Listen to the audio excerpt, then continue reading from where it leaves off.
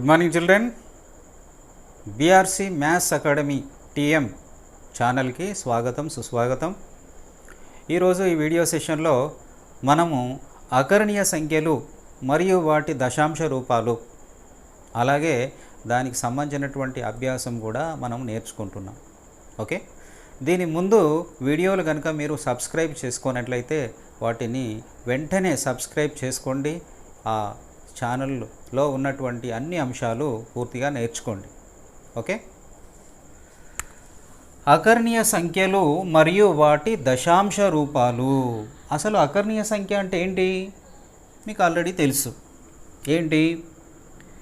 p/q రూపంలో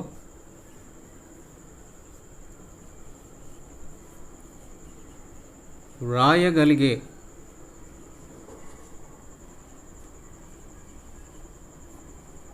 సంఖ్యలను మనం ఏ విధంగా తీసుకుంటాం? అకర్ణీయ సంఖ్యలు.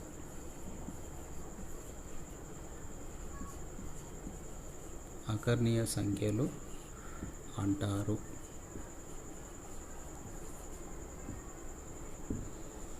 కాకపోతే ఇక్కడ కండిషన్ ఏంటి? p/q రూపము, కానీ q అనేది 0 మాత్రం తీసుకోకూడదు. ఎందుకు? q అనేది మనం 0 తీసుకునేది ఉంటే సమ్ నంబర్ బై 0 అనేది అంటే 0 హారం రూపంలో ఉండేది ఉంటే అది నిర్వచింపబడదు. కాబట్టి మనం 0 అనేది హారంలో తీసుకోకూడదు. ఒక ఉదాహరణ మనం తీసుకుందాం. 3/4 తీసుకుందాం. ఇది ఒక అకర్ణీయ సంఖ్య. ఎందుకు? ఇది p/q రూపంలో ఉంది, అకర్ణీయ సంఖ్య. దీనికి దశాంశ రూపంలో ఏ విధంగా రాస్తారు అంటే ఈ హారము చేత లవాన్ని భాగించాలి, 4 చేత 3ను భాగించాలి. ఒక్కసారి కూడా పోదు కాబట్టి ఇక్కడ మనం 0 పాయింట్ తీసుకుంటే ఇక్కడ 0 వస్తుంది. 4 7 28, 2 శేషము, ఆల్రెడీ పాయింట్ ఉంది కాబట్టి మళ్ళొక 0, 4 5 20, సో 0 శేషంగా వచ్చింది. అంటే ఏంటిది? ఇది అకర్ణీయ సంఖ్య రూపం కనుక ఏది ఉంటే దీనికి దశాంశ రూపం ఏంటిది? 0.7 అనేది దశాంశ రూపము. ఈ విధంగా అకర్ణీయ సంఖ్య నుండి దశాంశ రూపంలోకి, దశాంశ రూపం నుంచి అకర్ణీయ సంఖ్యలో రూపంలోకి మనము మార్చవచ్చును. దశాంశం నుంచి అకర్ణీయ సంఖ్య రూపంలోకి ఏ విధంగా మార్చవచ్చు? 0.75 పాయింట్ తొలగించేది ఉంటే దీన్ని మనం 75/100 లాగా రాసుకోవచ్చు. 25 3 25 4, మళ్ళీ 3/4 అనేది అకర్ణీయ సంఖ్య వస్తుంది. అర్థమైంది కదా? అంటే ఒక అకర్ణీయ సంఖ్యను దశాంశ రూపంలోకి రాయవచ్చు, ఒక దశాంశ రూపాన్ని అకర్ణీయ సంఖ్యలోకి వ్రాయవచ్చు. దీన్ని ఆధారంగా చేసుకొని మనకి ఇక్కడ కొన్ని సిద్ధాంతాలు ఉన్నాయి. ముఖ్యమైనటువంటి సిద్ధాంతం 1.3, 1.4, 1.5 దానికి సంబంధించినటువంటి లెక్కలు కూడా చేద్దాం. ఓకే, ఇక్కడ మనం 3 ముఖ్యమైనటువంటి సిద్ధాంతాలను మనం నేర్చుకుందాం. ముందు సిద్ధాంతం 1.3, x అనేది ఒక అకర్ణీయ సంఖ్య అయితే, నేను ఇక్కడ ఒక అకర్ణీయ సంఖ్య 7/50 అనేది తీసుకున్నాను. దీన్ని x కనుక అనుకునేది ఉంటే దీని దశాంశ రూపం ఒక అంతమయ్యే దశాంశము. చూడండి, దీన్ని నేను ఇక్కడ భాగాహారం చేశాను. ఇది 0 శేషం వచ్చింది, అంటే ఇది అంతమయ్యినటువంటి దశాంశము అయినప్పుడు xను pqలు పరస్పర ప్రధానాంకాలు అయి ఉన్న p/q రూపంలో వ్యక్తపరచవచ్చు. చూడండి, ఈ 7/50ని మనము ఏ విధంగా రాయొచ్చు? 7 / 2 × 5^2. ఇక్కడ 2 అనేది మరియు 5 అనేది కూడా ప్రధాన సంఖ్యలు అవుతున్నాయి. మరియు q యొక్క ప్రధాన కారణాంకాల లబ్ధము 2n × 5 అవుతుంది. అందులో nmలు అనేవి రుణేతర పూర్ణ సంఖ్యలు. ఇక్కడ చూడండి, ఈ 2n × 5m అనే రూపంలో ఉంది. 2n అంటే 2 ఇక్కడ ఏం నంబర్ లేదు కాబట్టి 2 అంటే ఈ 50ని కనుక మనం విభజించేది ఉంటే ఇది 2n × 5m అనే రూపంలో ఉంది. ఈ ఘాతాలు రుణ సంఖ్యలు కానటువంటి నంబర్లు. 1 2 అనేది ధన సంఖ్యలు. ఈ విధంగా మనం సిద్ధాంతం 1.3 అనేది మనం నేర్చుకున్నాం. అంటే ఏమంటున్నది, దీని అర్థం ఏంటి? ఏదైనా ఒక అంతమయ్యే దశాంశం కనుక ఉండేది ఉంటే దాని యొక్క హారమును మనము ప్రధాన కారణాంకాల లబ్ధంగా విడగొట్టవచ్చు. అది ఎప్పటికీ కూడా 2 ఘాతం n ఇంటూ 5 ఘాతం m అనే రూపంలో ఉంటుంది. సిద్ధాంతం 1.4 చూడండి. ఎన్ఎములు రుణేతర పూర్ణ సంఖ్యలు. మళ్ళీ ఇక్కడ చూడండి, 2 ఘాతం 1, 5 ఘాతం 2 ఇవి రుణేతర పూర్ణ సంఖ్యలు, అంటే మైనస్లు కానటువంటి సంఖ్యలు.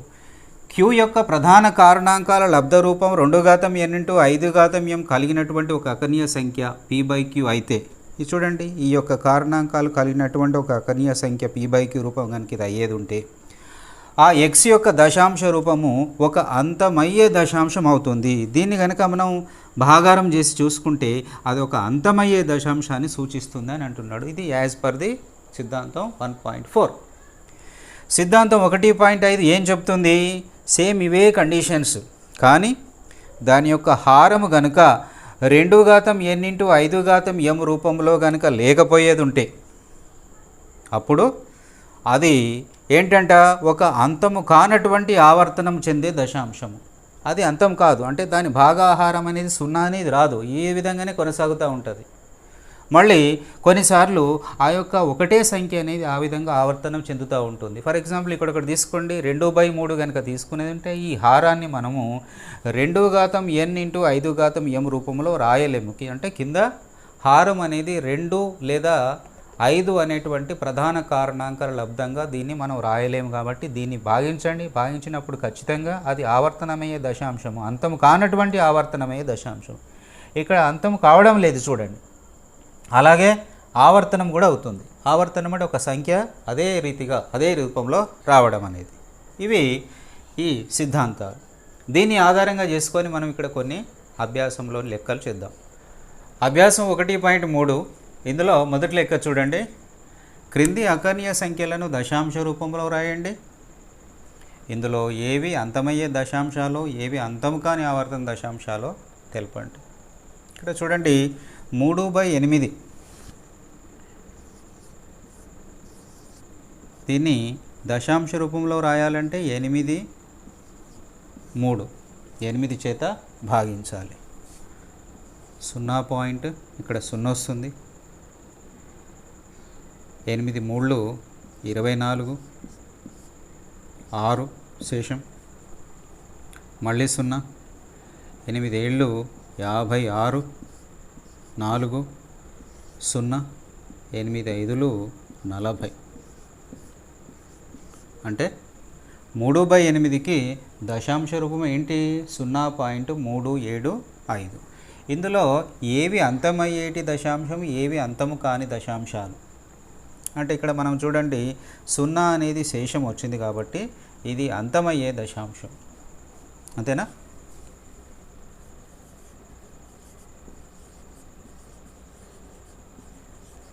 ఇది అంతమయ్యే దశాంశం.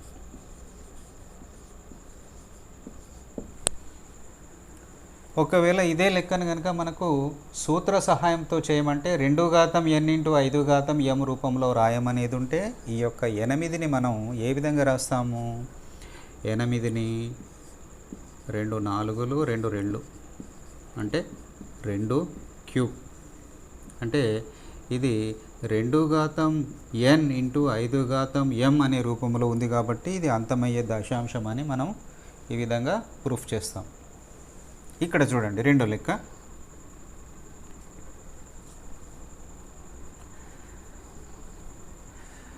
(229/400).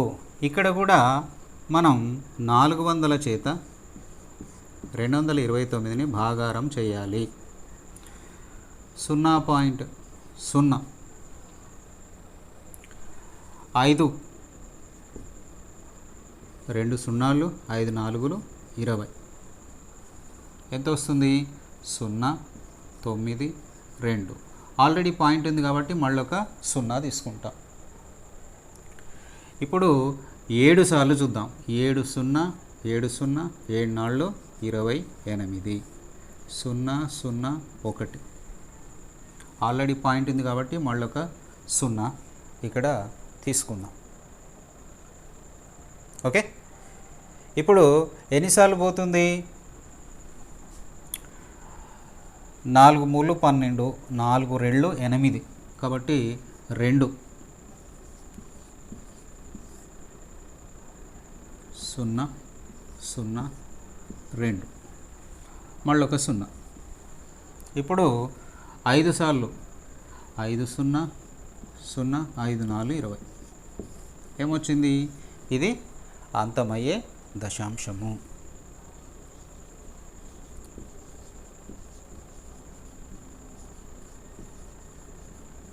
ఇది అంతమయ్యే దశాంశం అని మనం రాయాలి. దీన్ని కూడా మళ్ళీ సూత్ర సహాయంతో చేయాలంటే ఏ విధంగా రాయాలి? ఈ 400ను మనం భాగారం చేసి దాన్ని ప్రధాన కారణాంక లబ్ధంగా 2 ఘాతం n × 5 ఘాతం m రూపంలో రాసేదంటే అప్పుడు అది అంతమయ్యే దశాంశం అని మనం నిరూపించవచ్చు. ఇక్కడ చూడండి, దీన్ని 5 4 20, 21 21, 21/5, 5 చేత 21ని భాగారం చేస్తాం. 5 4 20, 1 శేషం 0.0, 5 2 10. ఏమైంది? అంతమైంది. కాబట్టి ఇది అంతమయ్యే దశాంశం.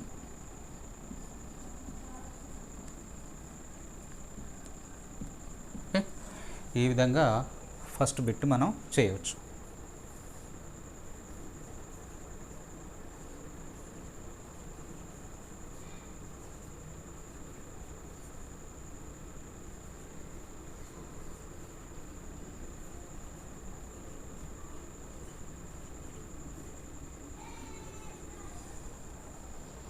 భాగాహార ప్రక్రియ లేకుండానే అకర్ణీయ సంఖ్యలలో ఏవి అంతమయ్యే దశాంశాలు రాయగలమో, ఏవి అంతం కాని దశాంశాలు తెలుపండి.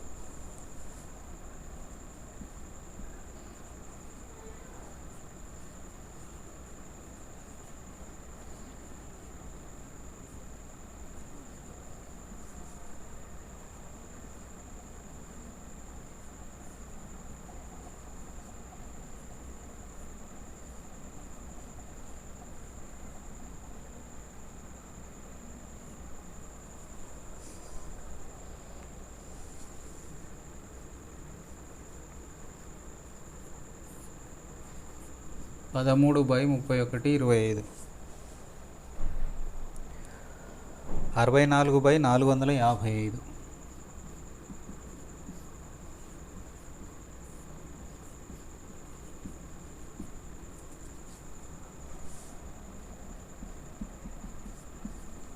ఇంకొకటి 29/343.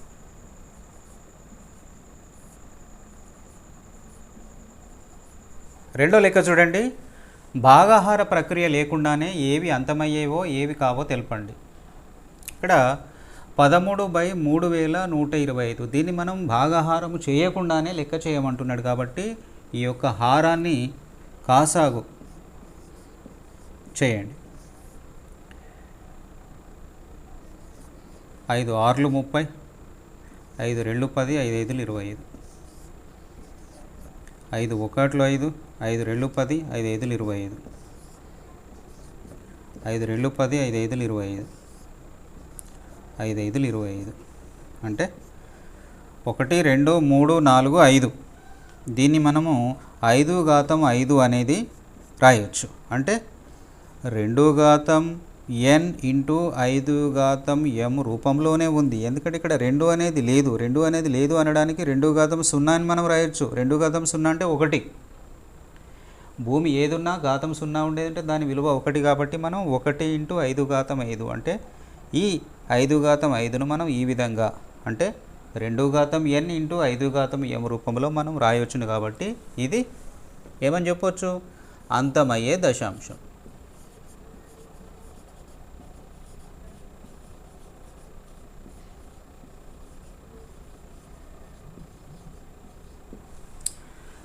రెండో లెక్క చూడండి, 455.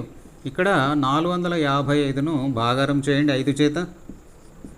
5 9 45, 5 1 5, తర్వాత 7 13 అంటే 5 ఇంటూ 7 ఇంటూ 13. మరి ఇది 2 ఘాతం n ఇంటూ 5 ఘాతం m రూపంలో ఉందా? లేదు. కాబట్టి ఏమని రాయొచ్చు? ఇది అంతము కాని ఆవర్తన దశాంశం. అంతము కాని ఆవర్తన దశాంశం అని మనం ఈ విధంగా మెన్షన్ చేయొచ్చు. ఇక్కడ కూడా ఫస్ట్ లెక్కలో ఇది 2 ఘాతం n ఇంటూ 5 ఘాతం m రూపంలో ఉంది అనే రీజన్ మనం ఇక్కడ మెన్షన్ చేయాల్సి ఉంటుంది. ఇకపోతే నెక్స్ట్ లెక్క 343ను మనం ఏ విధంగా కాసాగు చేయొచ్చు? 7 4 28, 7 9 63, 7 అంటే 7 క్యూబ్ అనేది మనం దీన్ని రాయొచ్చు. అంటే ఇది ఏమని చెప్పవచ్చు? 2 ఘాతం n ఇంటూ 5 ఘాతం m రూపంలో లేదు.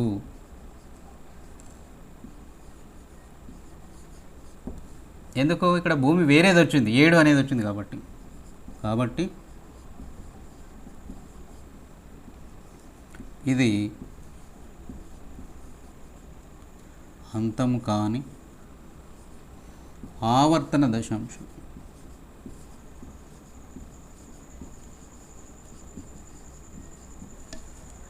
ఇక్కడ చివరి లెక్కలో మనకి కారణాంకాలు ఆల్రెడీ విభజింపబడి ఉన్నవి.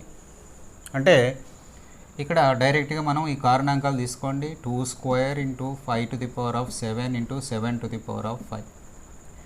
మరి ఇక్కడ చూడండి, ఇది 2 ఘాతం n ఇంటూ 5 ఘాతం m రూపంలో ఉందా? లేదు.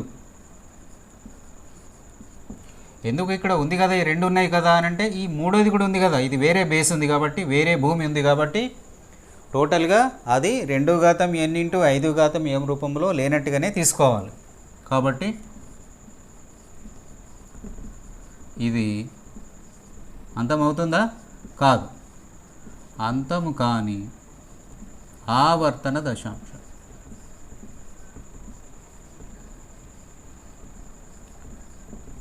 ఓకే. సో దీన్ని ఆధారంగా చేసుకొని మీకు ఎగ్జామ్లో ఒక ప్రతి లెక్క ఒకటి కంపల్సరీ వస్తుంది.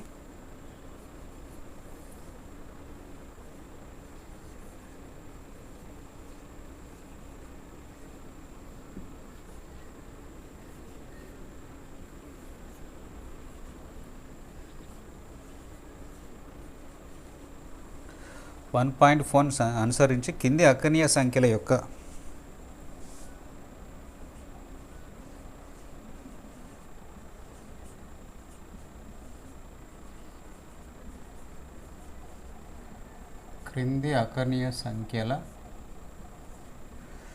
దశాంశ రూపాన్ని చూపండి.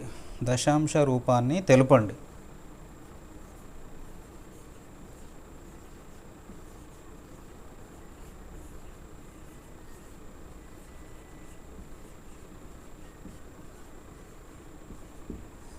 ఇక్కడ దశాంశ రూపాన్ని తెలపండి అంటున్నాడు. మనం ఒక లెక్క తీసుకుందాం. 13/25. ఇంకొకటి 23/2 cube into 5 square. 2 cube into 5 square.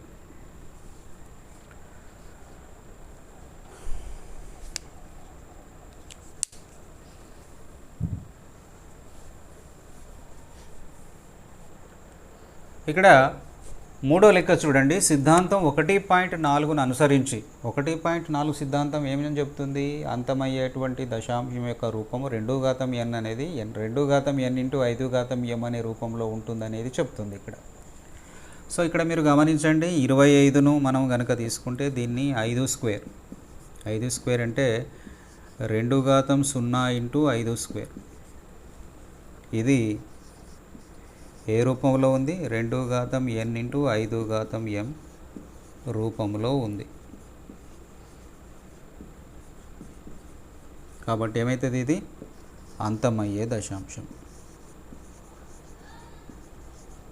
అంతమయ్యే దశాంశం. మరి దీన్ని భాగారం చేయకుండా ఏ విధంగా సింప్లిఫై చేద్దాం చూడండి. 13/25ను మనం లవాన్ని హారాన్ని 4 చేత గుణిస్తాం. ఎందుకు? 25 నాలుగులు మనకు 100, హారంలో 10, 100, 1000 ఆ విధంగా 10 యొక్క ఘాతాలు వచ్చేటట్టు మనం తయారు చేసుకోవాలి. అంటే 13 నాలుగులు 52/100. దీన్ని 2 సున్నాలు ఉన్నాయి కాబట్టి 2 అంకెల తర్వాత పాయింట్ తీసుకుంటే 0.52 అనేది దీని యొక్క జవాబు అవుతుంది, దశాంశ రూపం. ఇక్కడ చూడండి, ఇది ఆల్రెడీ 2 ఘాతం n ఇంటూ 5 ఘాతం m అనే రూపంలో ఉంది. 2 ఘాతం n ఇంటూ 5 ఘాతం m రూపంలో ఉంది. దేర్ఫోర్ ఇది అంతమయ్యే దశాంశం.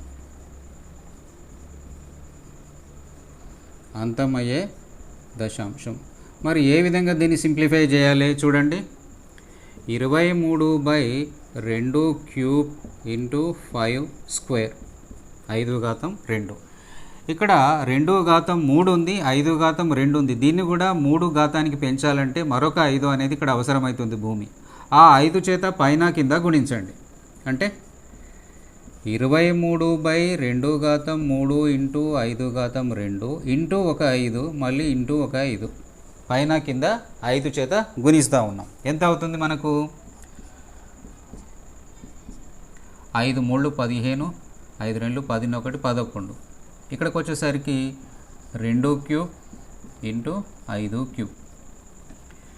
దీన్ని మనం ఏ విధంగా సింప్లిఫై చేయొచ్చు? 115/2 ఇంటూ 5 కామన్ తీసి హోల్ క్యూబ్. అంటే ఈ 3 అనేది డబుల్ ఉంటే దాన్ని హోల్ క్యూబ్ అనేది కామన్ తీసాం. అప్పుడు 115/10 క్యూబ్ అవుతుంది. 2 5లు 10. అంటే 115/10 క్యూబ్ అంటే ఎంత అవుతుంది? 1 2 3 అంటే 1000. 3 సున్నాలు ఉన్నాయి కాబట్టి మనకి దీన్ని 0.115 లాగా రాసుకోవచ్చు. ఇది మూడవ లెక్క.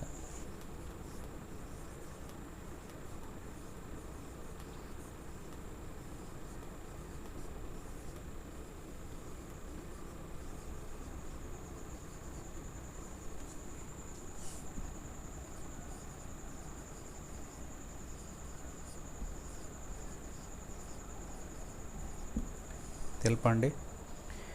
ఇది p/q రూపంలో రాయగలిగితే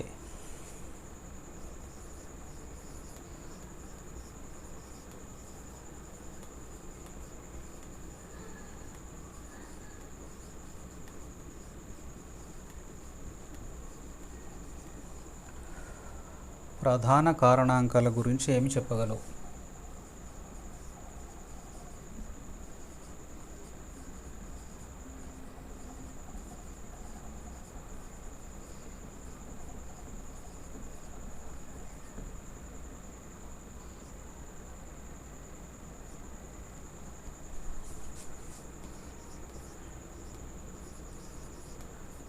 ఏమి చెప్పగలవు?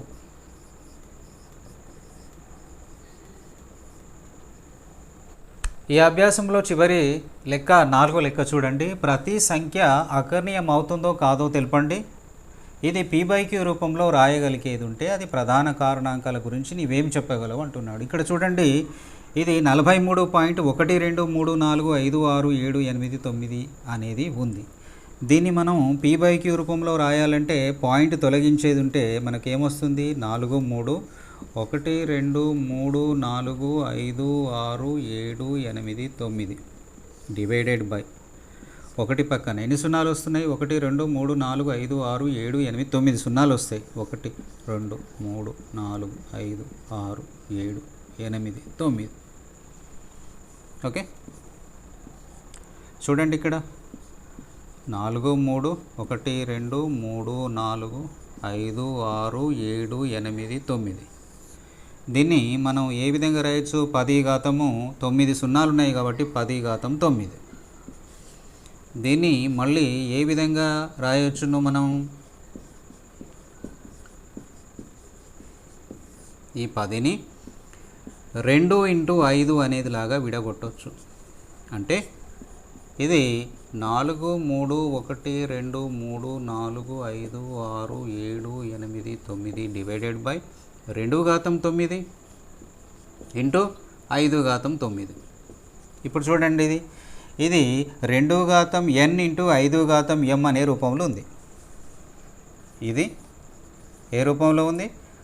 2 ఘాతం n ఇంటూ 5 ఘాతం m రూపంలో. కాబట్టి ఏమని చెప్పొచ్చు దీని గురించి? ఇది అంతమయ్యే దశాంశం.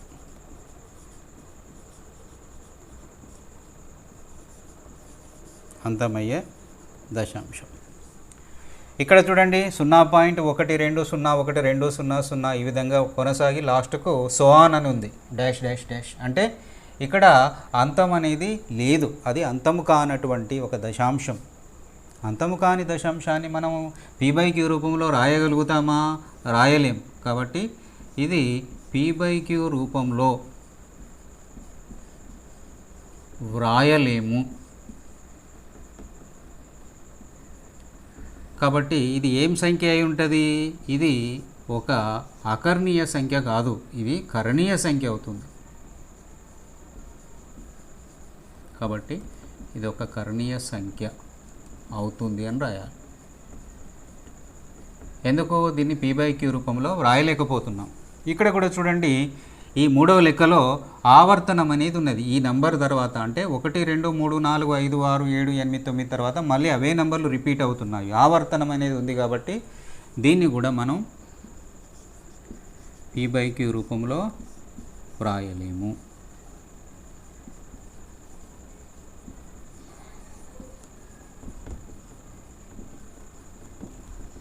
దేర్ఫోర్ ఏమై ఉండాలి? ఇది ఒక కరణీయ సంఖ్య. ఇది ఒక కరణీయ సంఖ్య. ఓకే పిల్లలు, ఈ విధంగా మనం ఈ అభ్యాసాన్ని కంప్లీట్ చేసాము. ఇవన్నీ లెక్కలు మీరు ఇంటి వద్ద బాగా ప్రాక్టీస్ చేయాలి. ఈ యొక్క వీడియో నచ్చేది ఉంటే మీరు దీన్ని సబ్స్క్రైబ్ చేసుకోండి. అలాగే దీంతోపాటు దీని ముందున్నటువంటి వీడియోలను కూడా మీరు ప్రత్యేకంగా తప్పకుండా చూడండి. మీ ఫ్రెండ్స్కు షేర్ చేయండి, లైక్ చేయండి. Okay, thank you children.